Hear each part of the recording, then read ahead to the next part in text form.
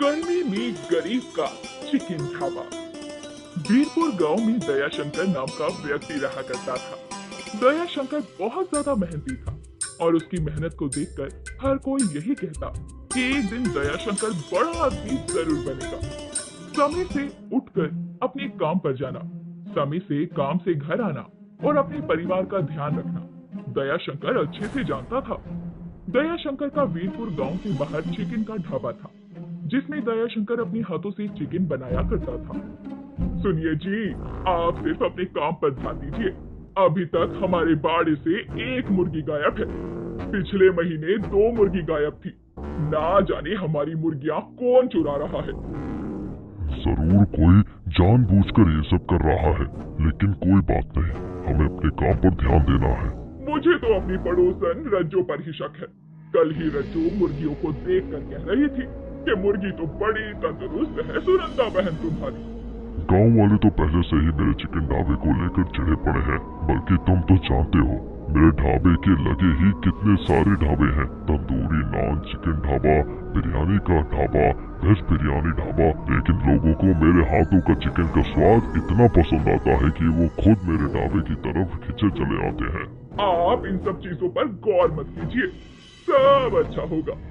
दयाशंकर कुछ देर बाद ही अपने ढाबे के लिए निकल पड़ता है। दयाशंकर के जाने के बाद सुनंदा अपने घर के कामों में लग जाती है। तभी उसकी पड़ोसन रज्जू का वहाँ आना होता है। अरे सुनंदा बहन, क्या बात है? सुबह सुबह चिल्ला रही थी। मैंने तो सुना है कि तुम्हारे बाड़े से मुर्गियां चोरी हो गई। अरे हाँ, ना जाने किस अभागन करमजली का काम है। जिस किसी ने भी ये काम किया है अच्छा नहीं किया। पिछले महीने भी मेरे बाड़े से मुर्गियां चोरी हो गई थी। इस बार भी चोर की हिम्मत बढ़ गई। अरे बहन, मैंने रात में दूसरे गांव के अनजान आदमी को यहाँ वहाँ घूमते देखा था। जरूर ये उसी का काम होगा। अरे जिस किसी ने भी ये काम किया है मुझे उसका नाम अच्छे से पता है। बस एक बार चोर चोरी करता हुआ पकड़ा जाए, उसके बाद तो मैं उसकी अच्छे से धुलाई करूंगी और 4 गांव में बदनामी करूंगी, वो अलग। हाँ हाँ, बस एक बार चोर पकड़ा जाए, उसके बाद तो तुम उसकी अच्छे से खबर लेना। सुनंदा और दयाशंकर बहुत ही सीधे साधे थे। गांव के लोग उतना ही दोनों का फायदा उठाया करते। जहाँ दयाशंकर गरीब भिखारी हर किसी को फ्री में खाना खिला दिया करता, वही सुनंदा भी दान धर्म से खूब विश्वास रखती। दयाशंकर के ढाबे के बगल में रमेश का ढाबा था, जो कि दयाशंकर के ही गांव का था। साथ ही दयाशंकर के ढाबे के आसपास बहुत सारे ढाबे थे। कोई मलाई चिकन का ढाबा था, तो कोई तंदूरी चिकन का ढाबा, तो कोई कढ़ाई चिकन का ढाबा। अरे दयाशंकर, आजकल अच्छी कमाई कर रहा है तू। आखिर ऐसा क्या डालता है अपने इस चिकन में जो लोग तेरे चिकन को खाने के लिए खींचे चले आते हैं? बस प्यार है, ये तो हमारे अपने लोगों का, जो वो मेरे हाथों का खाना खाकर उसे भूला ही नहीं पाते। यहाँ पर जितने भी ढाबे हैं उनमें सबसे अच्छा ढाबा तेरा ही चलता है। बल्कि पप्पू के चिकन के ढाबे में भी लोगों का कम आना जाना है। रमेश दयाशंकर से ये बातें कर ही रहा होता है कि तभी वहाँ पुलिस आती है और दयाशंकर से कई सारे सवाल करने लगती है। अरे दरोगा जी, आप क्या कर रहे हैं? दयाशंकर भाई बड़े ही सीधे साधे और धार्मिक इंसान है। वो दारू शराब ऐसी चीज है ना, नहीं बेचते और ना ही अपने ढाबे में किसी को हाथ तक लगाने देते हैं। हाँ दरोगा जी, चाहे तो आप यहाँ पर किसी से भी पूछ सकते हैं। मैं ना तो अपने ढाबे में दारू शराब बेचता हूँ और ना ही किसी को ये सब चीजें अपने ढाबे में लाने देता हूँ। आप चाहे तो दयाशंकर के ढाबे की तलाशी ले सकते हैं। आपको जिस किसी ने भी ये खबर दी है वो बिल्कुल गलत है। कल को तो ऐसे कोई भी मेरे ढाबे में भी कुछ भी रख जाएगा और मुझे बदनाम कर देगा। रमेश और दयाशंकर लगातार दरोगा से बातचीत करते हैं और उन्हें समझाते हैं कि जिस किसी ने भी ऐसी इंफॉर्मेशन दी है वो सरासर गलत है। बेशक दयाशंकर चिकन का ढाबा चलाता है, लेकिन वो ऐसे काम नहीं करता। और कुछ देर बाद दरोगा भी वहाँ से निश्चिंत होकर चला जाता है। दरोगा के जाने के बाद रमेश दयाशंकर से कहता है, देख दयाशंकर, मैं सच बता रहा हूँ, ये काम जरूर पप्पू का ही होगा। वो तेरे चिकन के ढाबे से हमेशा चलता आया है, उसे तो मैं आज बताता हूँ। अरे जाने दो रमेश भाई, जिसके भाग्य में जो लिखा है और जितना लिखा है उसे उतना ही मिलता है। दयाशंकर पर हर दिन नई नई मुसीबतें आती रहती थी।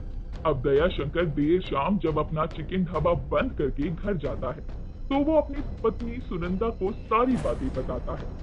देखिए जी, मैंने आपको पहले ही कहा था कि गांव के कुछ लोग हैं जो आपके ढाबे को देखकर जलते हैं, क्योंकि आप जानते हैं आपका ढाबा ठीक ठाक चल रहा है और ऐसा ही रहा तो हम जल्दी ही एक बड़ा सा ढाबा बना लेंगे जिसमें 40-50 लोग एक साथ बैठकर चिकन खाएंगे। वो सब तो ठीक है, लेकिन ये जो कोई कर रहा है ना, सही नहीं कर रहा है। भगवान सब देख रहा है। हाँ, आप सही कह रहे हैं, भगवान सब देखता है और आज तक हमने किसी का बुरा नहीं किया, तो भगवान भी हमारे साथ कुछ गलत नहीं होने देंगे, मुझे इतना तो विश्वास है। अब अगले दिन दयाशंकर सुबह उठकर पूजा पाठ करके अपने चिकन ढाबे के लिए निकल पड़ता है। लेकिन जैसे ही दयाशंकर अपनी दुकान पर पहुंचता है तो वो देखता है इन लोगों के साथ एक बुलडोजर उसकी दुकान के पास खड़ा है। अरे दयाशंकर, अच्छा हुआ जो तू आ गया, मैं तो तुझे ही फोन करने वाला था। देख, ये लोग हमारे ढाबे को गिराने के लिए खड़े हैं। इनका कहना है कि हम अपने ढाबे की गंदगी रोड पर फेंकते हैं। ये जितना भी कूड़ा आप देख रहे हैं, यहाँ की सफाई करने वाले लोग इसे यहाँ इकट्ठा कर जाते हैं। हम तो इन्हें खुद से ही फेंकते हैं। आपको कोई गलतफहमी हुई है। हाँ बिल्कुल, सुना आपने, ये कूड़ा हम लोगों का नहीं है। हम लोग अपना किया हुआ कूड़ा कचरा खुद फेंक कर आते हैं। अब रमेश दया शंकर दोनों ही एमसीडी वालों से काफी देर तक बहस करते हैं और नतीजा ये होता है कि वहाँ जितने भी ढाबे होते हैं उनका एमसीडी वाले चालान काटते हैं और उन्हें हिदायत देकर चले जाते हैं। अरे बाप रे, ये एक अलग ही मुसीबत है। अगर आज हम इन एमसीडी वालों से नहीं लड़ते तो ये हमारी दुकान तोड़कर चले जाते। बताओ, ये कूड़ा कचरा किसी और ने फैलाया और नाम हमारा लगा दिया। सच में रमेश भाई, ये तो रोज रोज की किचकिच से परेशान हो चुका हूँ मैं।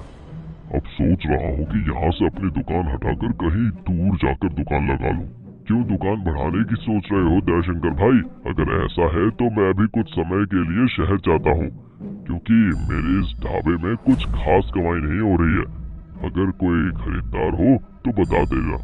खरीदारी की बात कर ही रहे हो तो बस ये समझ लो कि मैंने ये ढाबा आपसे ले लिया है, क्योंकि मैं अपनी दुकान को बढ़ाना चाहता हूँ और मेरे चिकन के ढाबे के बगल में आपका ही वेज बिरयानी का ढाबा है, वो मेरी दुकान के आगे आ रहा है। अब मैं इसे लेकर अपने ढाबे को बढ़ा सकता हूँ। अरे दयाशंकर, जैसा तुझे ठीक लगे। मेरा काम तो था बस पैसे लेना। मुझे अब ये ढाबा चलाने का बिल्कुल भी मन नहीं है। उस पूरे एरिया में जितने भी ढाबे थे उनमें से दयाशंकर का ढाबा ही सबसे अच्छा चल रहा था। धीरे धीरे समय बीत रहा था और दयाशंकर अपनी पूरी तरक्की पर था। दयाशंकर ने रमेश का ढाबा भी खरीद लिया था, जिसे छोड़कर वो वहाँ पर एक बड़ा सा ढाबा बनाता है और उस बड़े से ढाबे को देखकर लोगों का और भी वहाँ आना जाना होने लगता है। अब वहाँ पर जो 2-4 छोटे मोटे ढाबे थे उन्हें भी लोग बेच देते हैं और खरीदार होता है दयाशंकर। अजीब, भगवान के घर देर है और देर नहीं। देखिए, कुछ समय पहले तक तो हमारी एक वक्त की रोटी की भी आफत थी, लेकिन आपकी मेहनत और लगन ने हमें कहां से कहां पहुंचा दिया। इसीलिए तो कहते हैं, ईमानदारी और पूरी मेहनत के साथ हमें काम करना चाहिए। फल तो खुद भगवान दे ही देता है। जी बिल्कुल ठीक कह रहे हैं आप। मुझे बहुत खुशी है कि बीरपुर गांव में दयाशंकर की पत्नी हूँ मैं, जिनके अब कई सारे चिकन के ढाबे चलते हैं, वो भी अलग अलग तरह के चिकन के। क्यों, सही कहा ना मैंने? बिल्कुल सही कह रही हो भाग्यवान। अगर तुमने मुझे सपोर्ट नहीं किया होता तो शायद मैं यहाँ तक नहीं पहुँचता। इस तरह बीरपुर गांव में दयाशंकर अपनी मेहनत और लगन के कारण एक साथ कई सारे ढाबे चलाने लगता है और उन ढाबों में वो अपने गांव के कई सारे लोगों को भी रोजगार देता है और वो लोग भी दयाशंकर के ढाबे में काम करके खुश थे, क्योंकि दयाशंकर उन्हें खाने के साथ साथ अच्छी पगार भी दे रहा था।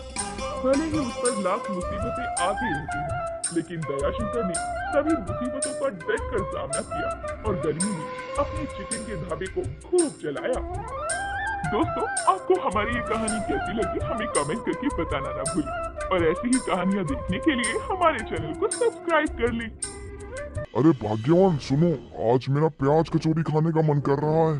अरे छी, मैं नहीं बनाने वाली प्याज कचौरी, मुझे ठीक से बनाने नहीं आती वो। अरे तो मैं तुम्हें बनाने को कह भी नहीं रहा, तुम बस जाकर गुलशन से ले आओ। उसकी प्याज कचौरी के आगे सब फेल है। और हाँ, आलू की सब्जी तो जरूर डलवाना। हाँ ठीक है, लेकिन मुझे प्याज कचौरी लाने में फिर थोड़ा वक्त लगेगा, क्योंकि गुलशन की प्याज कचौरी की दुकान पे बहुत लंबी लाइन लगती है। कह तो तुम सही रही हो, गुलशन के प्याज कचौरी है भी तो जबरदस्त। गुलशन बहुत ही लजीज कचौरी बनाया करता था। उसके प्याज की कचौरी खाने के लिए लोग दूर दूर से आते थे। पहले वो बहुत गरीब था। उसने अपनी जिंदगी में बहुत कठिनाइयां देखी थी। गुलशन और उसकी पत्नी ढोलकपुर नाम के गांव में रहा करते थे। गांव में उसके खेत तो थे, लेकिन फसल उगाने के लिए पैसे नहीं थे। तभी एक दिन ठाकुर साहब उसके घर आते हैं। गुलशन, तुझे 3 महीने हो गए। तूने जो मुझसे ये उधार लिया था वो तूने अभी तक नहीं दिया। मुझे जल्द से जल्द मेरे दिए हुए पैसे चाहिए, वो भी ब्याज के साथ, समझा? पर इस बार भी थोड़ा मुश्किल है मालिक। मेरे खेतों में इस बार फसल इतनी अच्छी उगी नहीं है। अभी मेरे पास करने को कोई काम भी नहीं है। मुझे थोड़े दिन की और मोहलत दीजिए आपका कर्ज उतारने के लिए। भाई देख, अब मुझे कुछ और नहीं सुनना। अगले महीने में इसी तारीख को आऊंगा अपने पैसे लेने के लिए। नहीं दे पाया तो उसी टाइम मैं तेरे खेतों में कब्जा कर लूंगा। इतना कहकर ठाकुर साहब वहाँ से चला जाता है। तभी गुलशन अपनी बीवी राधा से कहता है, राधा, मैं अब क्या करूं? इतने कम समय में इतना पैसा कहां से लाऊंगा मैं? अरे जी, ठाकुर साहब तो बहुत ही तेज आदमी है। उसके अगर हमने पैसे ना दिए ना, तो वो सच में हमारे खेत पे कब्जा कर लेगा। नहीं, मैं कुछ करता हूँ राधा। मेरा दोस्त है एक मुंबई में, प्रेम। मैं उसके पास चला जाता हूँ। वो मुझे कहीं ना कहीं तो नौकरी लगवा ही देगा। और जैसे ही मैं पैसे कमा लूंगा मैं वापस आ जाऊंगा, क्योंकि अब गांव में तो कुछ है नहीं करने को। जी, जैसा आप कहें। गुलशन का दोस्त प्रेम मुंबई में एक अच्छी कंपनी में जॉब करता था। गुलशन अब जैसे तैसे मुंबई की बस में बैठकर अपने दोस्त प्रेम के घर पहुंच जाता है, जहां वो अपने दोस्त प्रेम को उसके सारे दुख दर्द बताता है। और प्रेम कहता है, अरे गुलशन, तू चिंता मत कर। अब तू मेरे पास आ गया है ना, मैं कल ही तुझे कहीं ना कहीं काम में लगवा दूंगा। चल, मैं अब तेरे लिए कुछ बना के लाता हूँ खाने को। अरे नहीं प्रेम, तू काम से थक के आया है और आज तुझे मैं अपने गांव वाली स्पेशल प्याज कचौरी खिलाता हूँ, वो भी आलू की सब्जी के साथ। क्या प्याज कचौरी? सच में यार, मैं तुझे बता नहीं सकता कि मैं तेरे हाथ की प्याज कचौरी कितनी मिस कर रहा था। शुक्रिया भाई, तू आज प्याज कचौरी खिलाकर दिल खुश कर देगा। हाँ हाँ हाँ भाई। प्रेम उसे प्याज कचौरी बनाने का सारा सामान दे देता है और गुलशन प्याज कचौरी बनाकर प्रेम को देता है। प्रेम उसे खाकर कहता है, अरे गुलशन, क्या स्वाद आलू की सब्जी और ये प्याज कचौरी है, मजा ही आ गया। तू एक काम क्यों नहीं करता? तू अगर मुंबई में अपनी ये प्याज कचौरी बेचे तो तेरी अच्छी कमाई हो जाएगी। तेरे हाथ की प्याज कचौरी खा के लोग दीवाने हो जाएंगे, दीवाने। लेकिन ठेला लगाने के लिए तो पैसों की जरूरत पड़ेगी ना, और मेरे पास तो। अरे तू चिंता क्यों करता है, मैं हूं ना, तेरी इतनी मदद तो कर ही सकता हूँ मैं। कुछ ही वक्त में प्रेम ने सारा इंतजाम कर लिया। वो गुलशन को मुंबई के बाजार में एक ठेला लगवाकर दे देता है और गुलशन वहाँ प्याज कचौरी बेचना शुरू कर देता है। लेकिन शुरुआत में उसके पास ग्राहक कम आते थे, लेकिन जो भी आता उसकी प्याज कचौरी की तारीफ करके जाया करता था। अरे वाह, मजा ही आ गया। कितनी अच्छी प्याज कचौरी बनाई है, चटपटी आलू की सब्जी। अरे वाह वाह, मजा ही आ गया। यार गुलशन भाई, तुम्हारे इस प्याज कचौड़ी का तो कोई जवाब ही नहीं है। गुलशन को ये सुनकर बहुत अच्छा लगता है और अब धीरे धीरे उसके ठेले पर लोगों की भीड़ लगने लगती है और उसका काम अच्छा चलने लगता है। लेकिन वो अकेले सब संभाल नहीं पा रहा था, इसीलिए वो प्रेम से बात करता है। अरे प्रेम सुनो, मुझे तुमसे एक जरूरी बात करनी थी। हाँ बोलो गुलशन, क्या बात है? सब ठीक तो है ना? वो प्रेम यार, आजकल मेरे ठेले पे बहुत भीड़ आने लगी है और मैं सबको प्याज कचौरी नहीं खिला पाता। तो क्या तू किसी को जानता है जो मेरी मदद कर सके? अरे मैं तुझे कुछ बताने वाला था कि मेरी जॉब चली गई है और मैं भी काम ही ढूंढ रहा था, तो अब मैं ही तेरी मदद कर दिया करूंगा प्याज कचौरी बनाने में। बोल, तुझे मंजूर है? अरे हाँ भाई, ये भी कोई पूछने वाली बात है। अब गुलशन और प्रेम मिलकर अपनी पूरी सब्जी के ठेले को चलाती थी और गुलशन अपने किराए के पैसे भी भिजवा देता है। धीरे धीरे उनकी प्याज कचौरी की बिक्री और बढ़ने लगती है, तो प्रेम एक छोटा सा ढाबा किराए पर ले लेता है। सब कुछ बढ़िया चल रहा था। एक दिन एक ग्राहक उसके पास आता है। अरे गुलशन भैया, सच में यार तुम्हारे हाथों में जादू है यार, मजा आ गया प्याज कचौरी खा के। मेरे बच्चे तो तुम्हारे फैन हो गए हैं। प्रेम को उसकी ये बात अच्छी नहीं लगती कि जो ग्राहक आता वो सिर्फ गुलशन की तारीफ करता। तभी वो खुद से बोलता है, यार मैं भी तो आलू की सब्जी बनाता हूँ और गुलशन बस प्याज कचौरी बनाता है, फिर भी लोग गुलशन की ही तारीफ करते हैं। मुझे सब गुलशन का नौकर समझते हैं, जबकि मैं ही गुलशन को यहाँ तक लाया हूँ। तो नीचे भी मैं ही गिराऊंगा और पूरे ढाबे का मालिक अकेला बन जाऊंगा। मुझे कमाई के आधे पैसे गुलशन को देने नहीं पड़ेंगे। प्रेम के मन में अब लालच आ जाता है और जब अगली सुबह गुलशन आलू की सब्जी बना रहा होता है तो वो उसमें लाल मिर्च ज्यादा डाल देता है और खुद से कहता है, आज देख गुलशन, जो लोग तेरी तारीफें करते हैं ना, कैसे थूकेंगे तेरे ऊपर। आज देखता जा बेटा तू।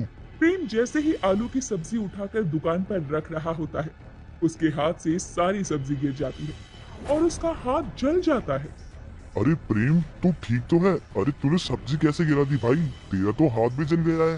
अरे यार वो सब्जी ज्यादा गर्म हो गई थी, शायद मेरे हाथ जलने लग गए थे तो मेरे हाथ से छूट गई। कोई नहीं, अब अपने पास तो आलू की सब्जी का सामान भी नहीं है, तो आज ढाबा बंद ही रखते हैं और मैं घर जाके तेरे हाथ पे मलहम लगा देता हूँ।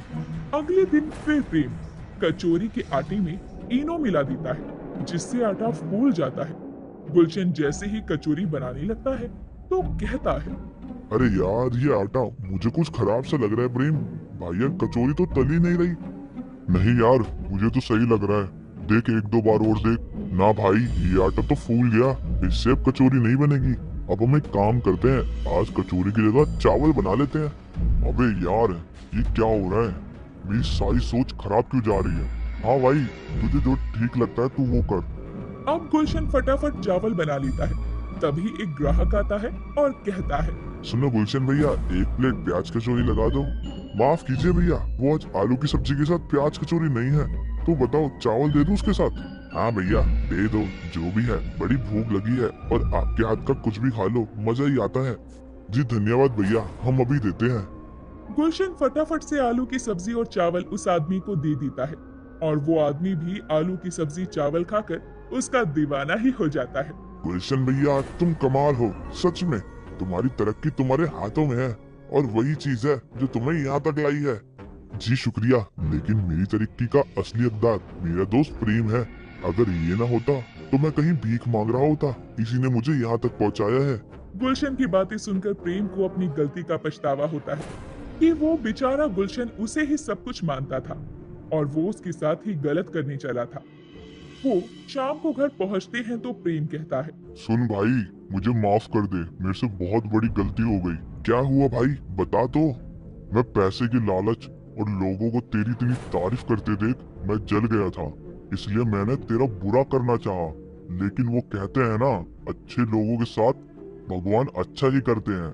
लेकिन अब मुझे अपनी गलती का एहसास है, मुझे माफ कर दे भाई। अरे कोई बात नहीं भाई, मैंने तुझे माफ किया, तू मेरा भाई है यार, और ये कामयाबी हम दोनों की है।